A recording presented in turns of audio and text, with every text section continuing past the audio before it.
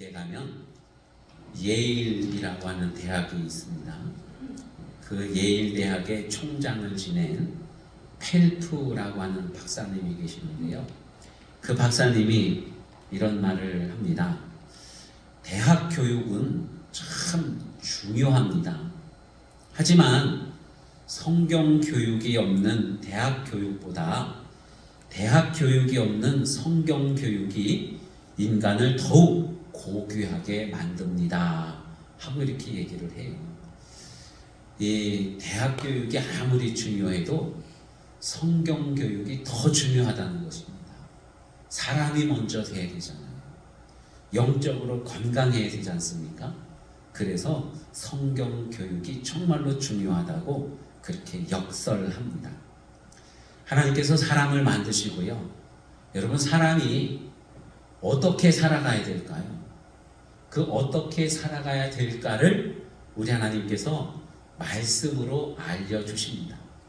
아담과 하와를 만드시고 아담과 하와가 에덴 동산에 살 때에 그냥 내버려 두시는 게 아니라 말씀으로 이런 것 해라, 저런 건 하지 말아라 하고 그렇게 말씀으로 가르쳐 주셨다고 하는 것입니다. 하나님께서 우리에게 주신 이 성경 말씀은 우리가 이 세상을 살아가는 데 있어서 어떻게 살아가야 되는지 우리의 살 길을 잘 알려주는 인생 매뉴얼인 줄로 믿으시기 바랍니다. 여러분, 매뉴얼이 뭔지 아시죠? 어떤 가전제품이나 이런 것을 살 때에 그거를 어떻게 사용을 해야 되는지 알려주는 안내 책자가 바로 매뉴얼입니다.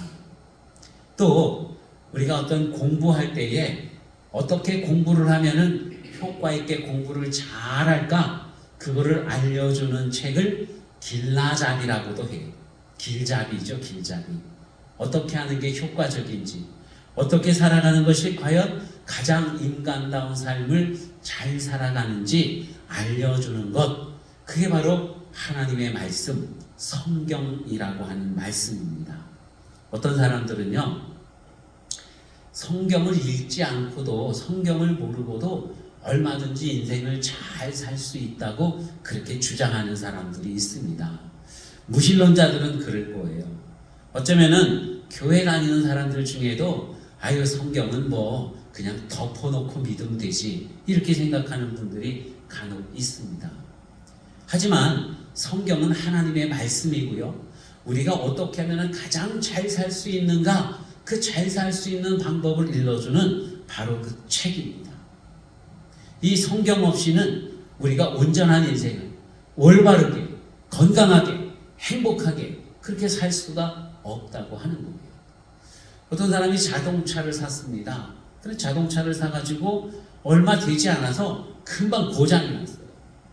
그 고장이 난 이유는 바로 매뉴얼대로, 지침서대로 활용하지 않았기 때문에 고장이 났다고 하는 것이죠. 일본의 근대 시대 때 우찌무라 간조라고 하는 그러한 신학자가 있었습니다. 이분이 굉장히 믿음이 아주 출중하신 분이에요. 그분에게 6명의 친구가 있었는데요. 이 6명의 친구가 다 북해도에 있는 대학을 다녔습니다. 대학을 다닐 때에 늘 성경책을 끼고 다녔어요. 성경책을 열심히 읽었습니다. 물론 학교 공부도 열심히 했지요. 학교 공부도 열심히 하면서 틈나는 대로 성경 말씀을 열심히 읽었어요. 주일 예배도 열심히 참석을 했습니다. 이 북해도 대학에서 그때 전교에서 1등에서 7등까지를 누가 했냐면은 바로 이 우찌무라 간조 박사님하고 그리고 그 친구들이 7명이서 1등에서 7등까지를 다 했다는 거예요.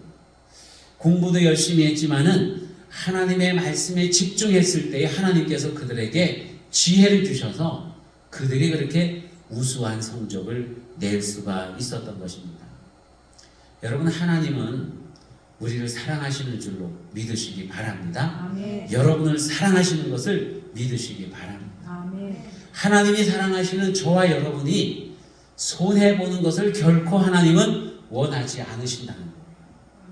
우리가 이득을 보고 우리가 좋은 삶을 살고 우리가 행복하고 우리가 건강하고 하나님과 늘 가까이 하기를 원하시는 분이 바로 우리 하나님이시라고 하는 말씀이에요. 그래서 하나님을 믿고 하나님을 의지하는 사람을 우리 하나님께서는 끝까지 책임져 주시는 줄로 믿으시기를 바랍니다. 하나님의 말씀은요, 우리에게 구원의 길을 가르쳐 주셔요. 어떻게 하면 우리가 구원을 받아서 하나님의 자녀가 되고 하나님과 온전한 관계를 회복하고 장차 하나님 나라에 가서 영원한 삶을 살 수 있는가 하는 것을 하나님께서는 성경을 통해 우리에게 가르쳐 주십니다. 뿐만 아니라 하나님의 말씀은요, 우리가 이 세상에 살아가는 동안에 우리에게 꿈을 가르쳐 주시고 우리에게 소망을 주시는 바로 그 하나님의 말씀이죠. 하나님의 말씀은 또한 우리에게 용기를 주셔서 담대하게 죄와 싸워 이기는 그러한 삶의 길을 우리에게 가르쳐 주십니다. 여러분, 하나님의 말씀을 언제나 가까이 하시기를 축원합니다. 유대인들은요, 자녀들에게 성경을 가르치는 것을 굉장히 열심을 낸다고 합니다. 아이들이 어렸을 때에 성경책을 손에 들려주는데 이 성경책에다가 꿀을 발라갖고 성경책을 들려준대요. 그러면 아이들이 성경책을 읽을 때에 이렇게 책장을 넘기면서 침을 바르지 않습니까? 이렇게 할 때마다 어때요? 달콤함을 느끼는 거예요. 성경에 손을 대기만 하면 달콤함이 전해져 옵니다. 아, 하나님의 말씀, 성경책은 정말로 달콤한 책이로구나. 하나님의 말씀은 달콤하구나. 여러분, 우리 성경에도 있지 않습니까? 하나님의 말씀은 송이꿀보다도 더 달콤하다고 이렇게 고백을 하고 있어요. 여러분, 성경책을 읽으면서 정말 꿀보다 달콤하다는 것을 느껴보신 적이 있으십니까? 솔직하게 그래 본 적 있으세요? 야, 이 말씀이 너무너무 좋은 거예요. 막 가슴에 울림이 오고 읽을 때마다 너무너무 내 마음에 들고 하나님의 마음이 읽혀지고 이 말씀을 읽을 때마다 정말 하나님이 나를 사랑하시는구나, 이게 느껴지면서 달콤함, 그것을 맛볼 수 있어야 돼요. 꼭 경험하시기를 축원합니다. 날마다 누리실 수 있기를 바랍니다. 이 성경책은요, 또한 살아있는 말씀이에요. 성경 오늘 본문 말씀에 보면은 하나님의 말씀은 살아있고 생명력이 있다는 거예요. 활력이 있고 활동력이 있다는 겁니다. 활동력. 좌우의 날선 어떤 검보다도 예리하여 혼과 영혼과 및 관절과 골수를 찔러 쪼개기까지 하며 또 마음의 생각과 뜻을 판단하나니, 우리의 모든 내면적인 것, 육체적인 것, 우리의 모든 삶, 이런 것들을 우리 하나님께서 다 감찰하고 계신다는 거예요. 그리고 쪼개기까지 하시고 치료하시고 고쳐주시고 생명력을 부어 넣어주시는 그 말씀이 바로 하나님의 말씀이라고 하는 것입니다. 성경책 여기 이 말씀들이요, 그냥 이렇게 활자로 써져 있어요.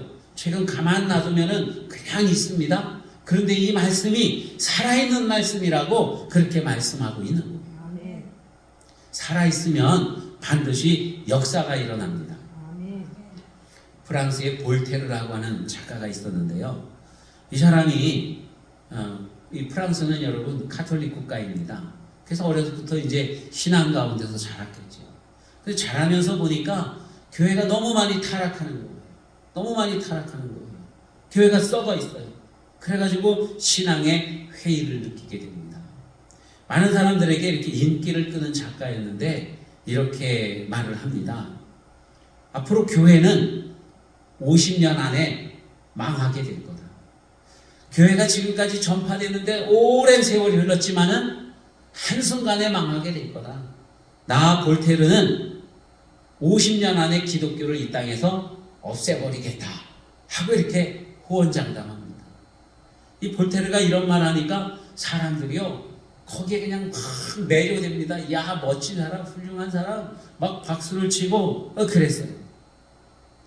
이 볼테르의 무신론적인 그러한 발언들이 대중들에게 큰 인기를 끌었지만은, 그러나 이 볼테르가 나중에 죽어갈 때는요, 이 죽음이 눈앞에 있는 거예요. 너무 두려워요. 그러니까 자기를 돌보는 치료하는 의사들에게 내 생명을 6개월만 더 연장시켜 주세요. 그러면 내 모든 재산을 다 드리겠습니다. 그렇게 애걸복걸하는 거예요. 죽기 싫어가지고. 이 볼테르가 죽어갈 때에 그를 간호했던 간호사가 그런 고백을 합니다. 내가 살아생전 여지까지 지금까지 살아오면서 그렇게 흉악한 모습은 처음 봤다는 거예요. 아무리 많은 돈을 줘도 그 모습을 다시는 보고 싶지가 않대요. 왜냐하면 볼테르가 그 믿음이 이제 없잖아요. 하나님을 부인하잖아요. 하나님의 말씀을 부인하잖아요. 그러니까 이제 지옥 가는 게 두려운 거예요. 너무 두려워서 아주 두려운 그 모습으로 죽어갔다는 거죠. 하나님의 말씀을 무시했던 사람의 말로가 그렇다는 것입니다. 그런데 아이러니하게도요, 이 볼테르가 살았던 그 집은 성경책을 전 세계로 보급하는 보급 중심 기지가 됐다는 거예요. 그리고 볼테르가 주장했다가 볼테르가 죽은 그 뒤에 성경은 기하급수적으로 전 세계로 퍼져나갔다고 합니다. 볼테르는 하나님의 말씀은 죽었고 교회는 곧 망한다고 이렇게 말을 했지만은, 그러나 분명한 것은 하나님의 말씀은 살아있고 활동력이 있는 거예요. 그가 비록 그렇게 말을 했어도 분명한 것은 하나님의 말씀은 살아있는 말씀이라는 것입니다. 아멘. 볼테르가 죽었을 때에 하나님의 말씀이 이와 같이 활동력 있고 생동력 있게 전 세계로 퍼져나가는 모습들이 보여졌다고 하는 것이죠. 우리 하나님께서 우리에게 주신 이 말씀은요, 여러분, 생명이 있고 예리한 말씀입니다. 우리의 모든 것들을 다 고치고 수술할 수 있는 바로 그러한 말씀이라고 하는 겁니다. 예리하대요. 날선 어떤 검보다도 예리해요. 여러분, 가장 예리한 칼이 어떤 칼일까요? 그냥 제가 알기로는 이 의사들이 사람 수술할 때 쓰는 그 메스라고 하는 수술 칼이 있죠. 아주 뾰족하고 그렇게 생겼습니다. 바늘보다도 더 뾰족한 것 같아요. 그런데 하나님의 말씀은 그 수술 칼보다도 더 예리해서 우리 아주 깊은 곳, 우리도 모르고 어느 누구도 모르는 그 깊은 곳까지도 다 감찰하고 쪼개고 도려내고 고치고 하는 그런 능력이 우리 하나님의 말씀에 있다고 주님이 그렇게 말씀하고 있습니다. 우리의 육신을 고칠 뿐만이 아니라 우리의 마음, 우리의 영혼까지도 다 고치는 그러한 능력이 하나님의 말씀에 있는 줄로 믿으시기를 바랍니다. 우리가 죄악 가운데 있으면요, 우리의 영혼이 병든 것 아니겠습니까? 그러면은 고침을 받아야 됩니다. 죄로부터 나와야 되는 거예요. 우리의 육신이 병이 들면 병원에 가서 의사에게 진단을 받고 치료를 받지 않습니까? 그것처럼 우리의 마음, 우리의 영혼, 우리의 삶이 병들면 하나님의 말씀으로 고침을 받아야 된다. 우리 하나님의 말씀은 마치 거울과도 같아서 우리의 마음의 질병, 우리의 영혼의 질병들을 진단을 합니다. 어디에 때가 묻어 있고, 어디에 찌그러져 있고, 어디 일그러져 있고, 이런 것들을 다 조사해서 본다는 거예요. 그리고 그 하나님의 말씀이 우리의 그 깊은 곳까지도 다 고친다고 하는 그 말씀입니다. 어떤 분들은 그러죠. 내 병은 누가 잘 알아요? 내가 알아. 그래요. 내 병은 내가 알아. 그런데 진짜 알아요? 몰라요. 죽을 만큼 아파야 내가 아프구나 이래 알지, 미세하게 아플 때 겉으로 드러나지 않을 때는 전혀 모릅니다. 그런데 의사에게 가면은요, 이런 질병이 있어요, 저런 질병이 있어요, 뭐뭐 삼가하고 뭐뭐 조심해야 됩니다. 의사들은 다 알려주잖아요. 우리의 마음, 우리의 삶에 여러분 질병이 있을 때요, 어떤 사람들은 그래요. 나는 양심이 깨끗하니까 내 삶에 어떤 죄가 있고 없고 하는 것은 내가 잘 알아. 과연 그럴까요, 여러분? 세상에는요, 자기가 의롭다고 생각하는 사람들이 얼마나 많은지 몰라요. 그런데 다 죄인이에요. 성경에서는 말씀하고 있습니다. 모든 사람이 죄를 범하였음에 하나님의 영광에 이르지 못하더라. 모든 사람들이 다 죄 가운데 있는데 그들은 죄가 없다고 말을 하는 거예요.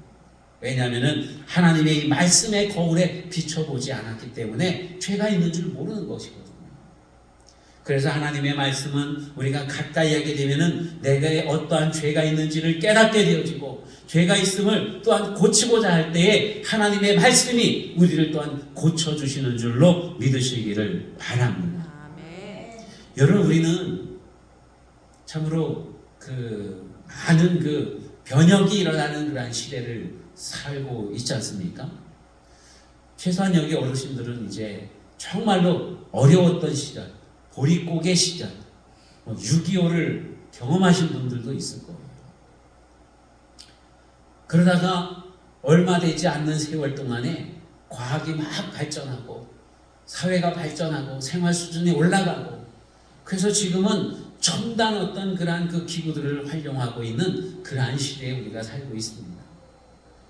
아마 우리가 살아온 이 시대의 변화가 지금 우리 이전에 수천 년 동안 변화되어져 온 것보다도 더 많은 변화를 우리가 경험하고 있는 것이거든요.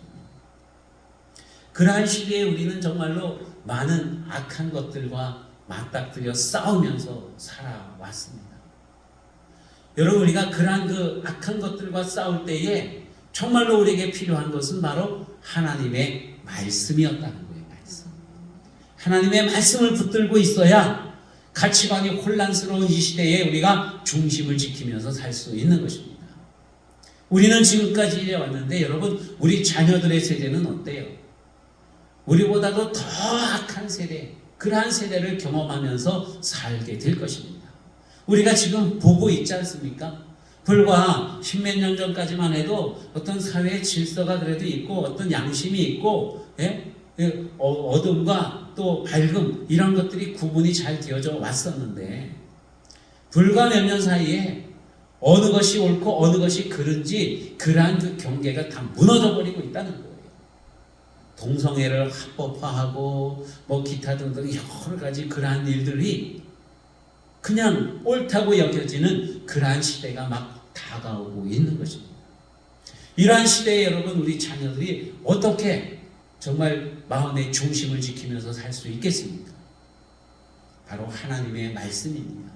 하나님의 말씀을 붙들고 살아야 우리의 삶이 깨끗하게 유지되어지는 줄로 믿으시기를 바랍니다. 아멘. 시편 119편에 보면은 청년이 무엇으로 그 행실을 깨끗하게 하리이까 주의 말씀만 지킬 따름이니이다.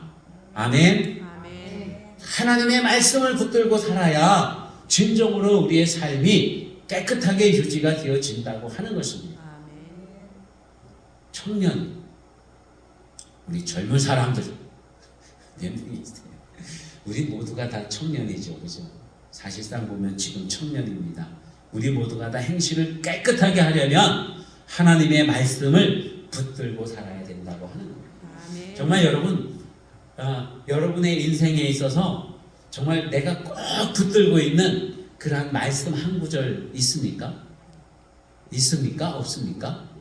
나는 그냥 아무 생각 없이 교회 다녀요, 이렇습니까? 아니면은 나에게는 특별히 하나님께서 주신 이 말씀이 있습니다, 이렇게 다른 사람에게 이야기해 줄 수 있는 그러한 하나님의 말씀이 있습니까? 우리 역사상에 보면은요, 하나님의 그 한 말씀 붙들고 인생을 완전히 바꾼 그러한 사람들이 있습니다. 어거스틴이라고 한 사람은 초대교회 때 유명한 교부 신학자였는데요. 그는 원래부터 그런 사람이 아니라 그는 방탕한 사람이었습니다. 그는 만이교 신봉자였고 술주정뱅이 바람둥이 막 방탕한 그러한 삶을 살았어요. 그래서 그 어머니 모니카가 항상 그 어거스틴을 위해서 끊임없이 기도했습니다. 어느 날 어거스틴에게 하나님이 주시는 말씀이 들어왔어요. 그 말씀이 로마서 13장 12절에 있는 말씀입니다. 밤이 깊고 낮이 가까웠으니 그러므로 우리가 어둠의 일을 벗고 빛의 갑옷을 입자는 바로 그 말씀인 거예요. 밤이 깊고 낮이 가까웠으니, 즉 종말의 때가 가까이 왔다는 거예요. 이제 심판의 때가 가까이 왔다는 거예요. 그러므로 우리가 어둠의 일을 벗고 이제는 빛의 갑옷을 입자. 모든 악한 것들을 다 벗어버리고 하나님의 말씀 가운데 살아가자고 하는 그 말씀이 어거스틴에게 들어왔다고 하는 것입니다. 그래서 이 말씀을 보는 순간 어거스틴이 크게 회개하고 예수님을 믿기로 작정을 한 거예요. 신학을 공부하고 위대한 신학자가 되었습니다. 무디 전도자 아시죠? 여러분, 무디는 어려운 가운데 살아가는 그러한 사람이었습니다.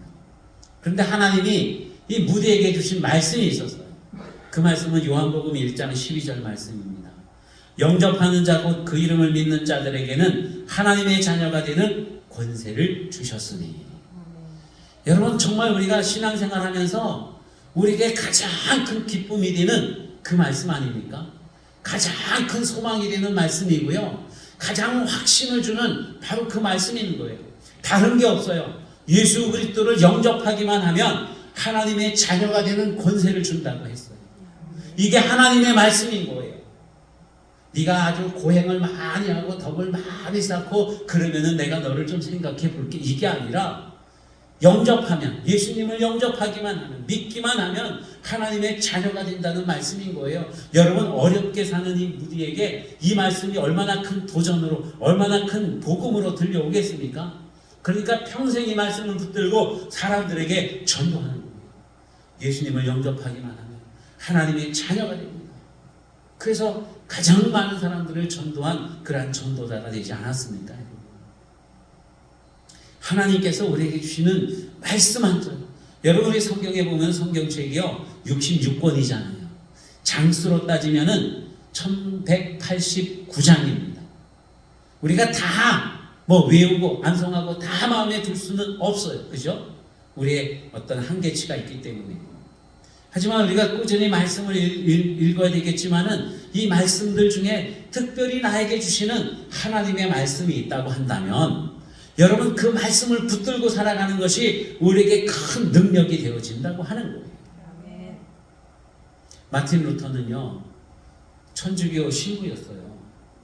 천주교에서 가르치는 것은 교회 명령을 따르는 것이고, 덕을 쌓는 것이고, 또 여러 가지 고해성사를 하고 막 이런 것들입니다. 거의 복음하고는 상관이 없는 그러한 것들만 가르치는 거예요. 마틴 루터가 그런 그 어떤 의를 이루기 위해서 고생을 많이 합니다. 공부도 많이 했어요. 근데 마음에 진짜 기쁨이 없어요. 의로움이 없는 거예요. 하나님의 자녀에 대한 확신이 없는 거예요. 그러다가 하나님의 말씀이 들어옵니다. 하나님의 말씀, 로마서 1장 17절 말씀이 들어왔는데, 복음에는 하나님의 의가 나타나서 믿음으로 믿음에 이르게 하나니 기록되는 바 오직 의인은 믿음으로 말미암아 살리라 함과 같으니라. 믿음으로 말미암아서 의롭게 되어진다고 하는 그 말씀이 들어옵니다. 그 말씀을 붙들고 종교개혁을 단행합니다.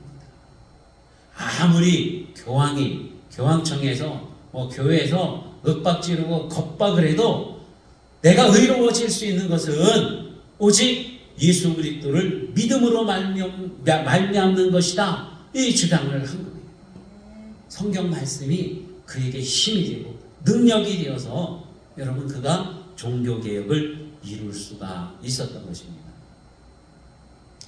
여러분, 저는 어렸을 때는 예수님을 안 믿었기 때문에 꿈이 많았어요.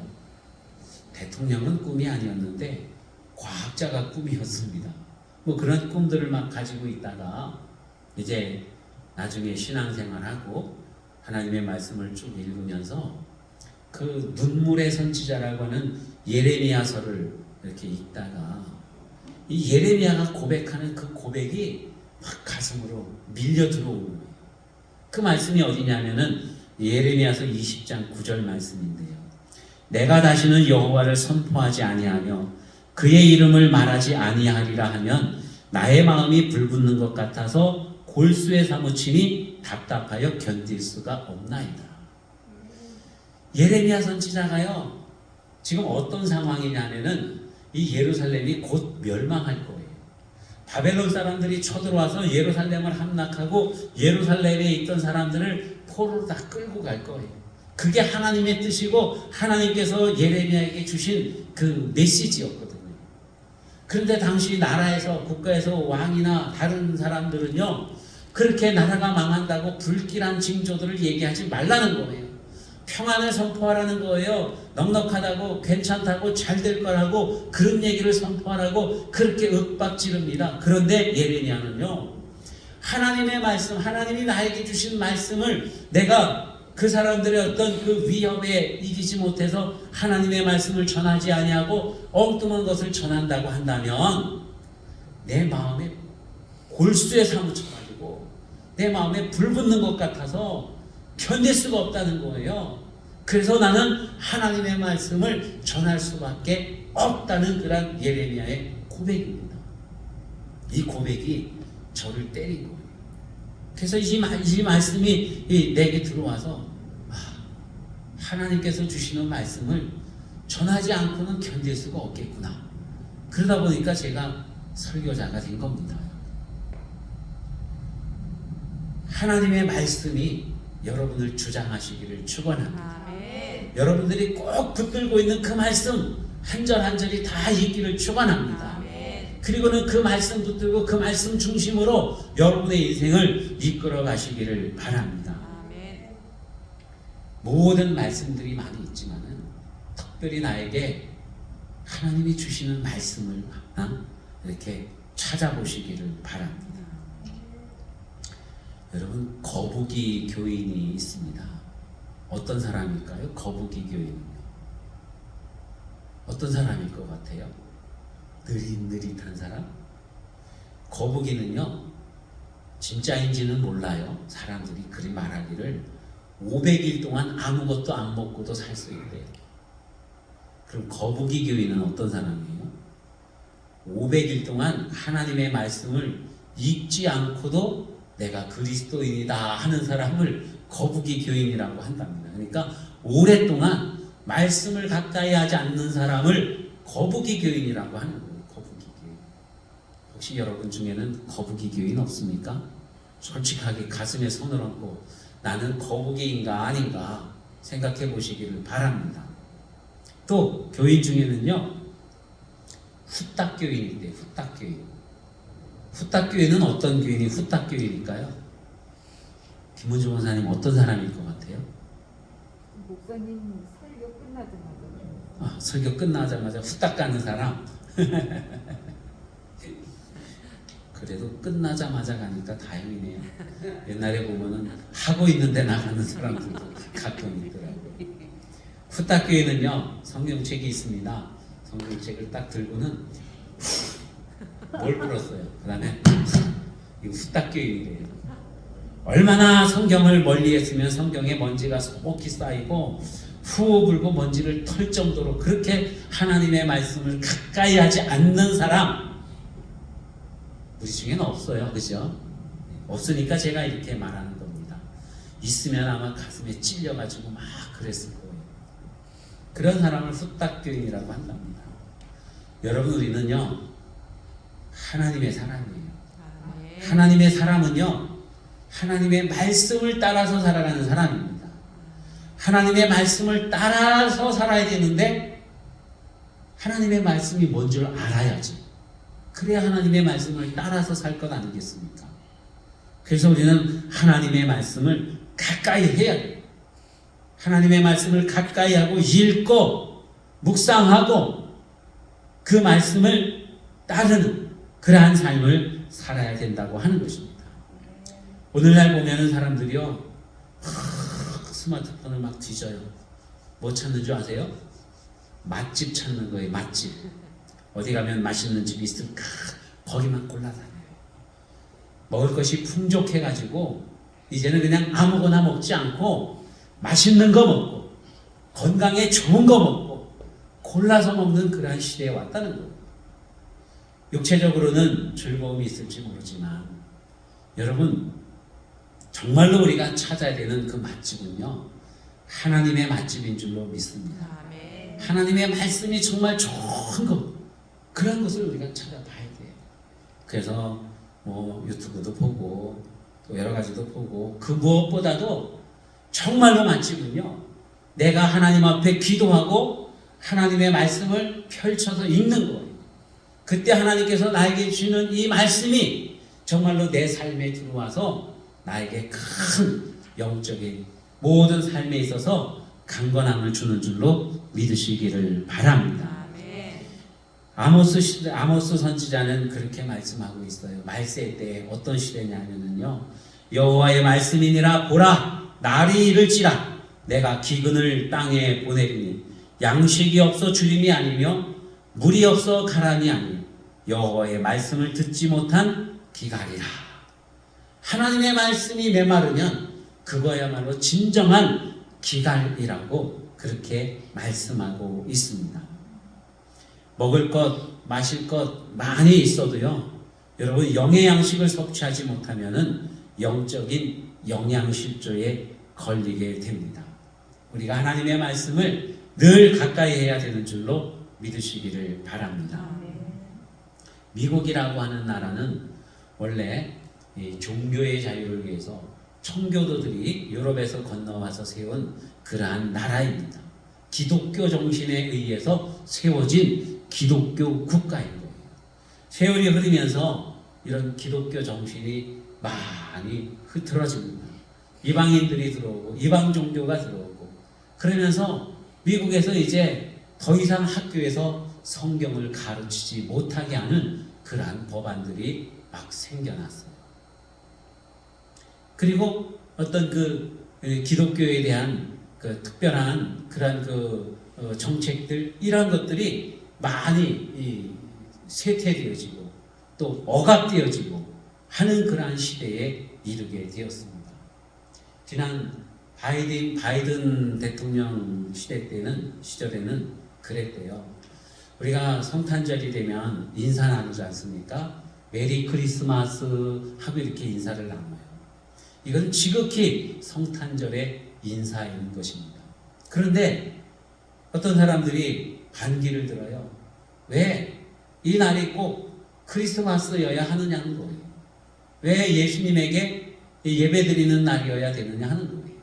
그러지 말자는 거예요. 그래서 나라에서 이제는 메리 크리스마스라고 하지 말고 해피 홀리데이라고 하자, 이렇게 얘기를 했어요.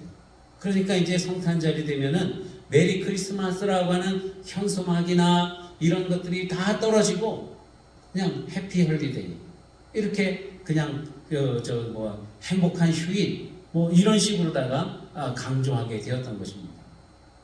근데 이제 그저께 미국 대선이 있어서 트럼프 후보가 당선자가 되었습니다. 이 트럼프 후보는요, 우리나라에서는 트럼프를 싫어하는 사람들이 많아요. 이상한 사람이라고, 괴짜라고, 하여튼 그러면서 싫어하는 사람들이 많은데, 이제 언론에서 그런 것들을 많이 이렇게 얘기하기 때문에 싫어하는 사람들이 많은데, 여러분, 트럼프는 지극히 기독교적인 어떤 신앙을 가지고 있는 그러한 사람입니다. 그래서 항상 뭘 하면은 이 성경을 많이 강조하고 하나님께 영광을 돌리기를 강조하고 그러한 얘기들을 많이 해요. 이 트럼프가 대통령이 되니까 금세 이제 곧 성탄절이 오지 않습니까? 그러면은 큰 마켓에서 이렇게 성탄절 소품들을 파는데, 옛날에는 해피 홀리데이 이랬던 그런 현수막이니 가랜다니 이런 그런 것들이 다 사라지고, 그새 어떻게 알아차리고는 메리 크리스마스 하는 그런 현수막들이 막 이렇게 나붙었다고 하는 거예요. 우리 신앙적으로 볼 때는 어찌되었든 간에 참으로 다행이라고 할 수가 있는 것입니다. 여러분이 하나님의 말씀을 가까이 해야 나라가 살고 가정이 살고 아멘. 교회가 살고 아멘. 개인이 살게 되는 줄로 믿습니다. 우리 자녀들에게 하나님의 말씀이 들어가야 정말 이 악한 시대에 온전하게 깨끗하게 살 수가 있다고 하는 것입니다. 하나님께서 우리에게 주신 성경 말씀은요, 우리를 새 사람 되게 하시는 바로 그러한 말씀입니다. 모든 죄의 유혹을 이기게 하는 능력이 바로 하나님의 말씀 가운데 있습니다. 하나님의 말씀을 가까이 하면 여러분, 하나님께서 좋은 것을 주신다고 말씀하고 있어요. 잠언 16장에 보면은 삼가 말씀에 주의하는 자는 좋은 것을 얻나니 하고 그렇게 말씀합니다. 여러분 좋은 것을 얻기를 원하시면 하나님의 말씀을 가까이 하시기를 바랍니다. 하나님의 말씀은 우리의 모든 인생길을 올바르게 인도하시는 그러한 말씀인 거예요. 주의 말씀은 내 발의 등이요 내 길의 빛이니이다. 실족하지 아니하도록 우리를 인도해 주시는 바로 그러한 말씀이라고 하는 것입니다. 여러분 세상이 어둡다. 전쟁으로 너무 힘들다. 절망이다. 네, 그렇습니까 여러분? 하나님의 말씀은 그러한 가운데에도 우리에게 소망을 주시는 바로 그러한 말씀이에요. 로마서 15장에 보면은 우리로 하여금 인내로 또는 성경의 위로로 소망을 가지게 하미니. 어두울 때, 힘들 때, 절망스러울 때 하나님의 말씀을 읽으면요 희망이 생기는 거예요. 소망이 생기는 겁니다. 다시 일어설 수 있는 힘이 생기게 되는 거예요. 사랑하는 성도 여러분, 우리 하나님의 말씀을 가까이 하고 하나님의 말씀을 따라 살아가는 저와 여러분 되시기를 축원합니다.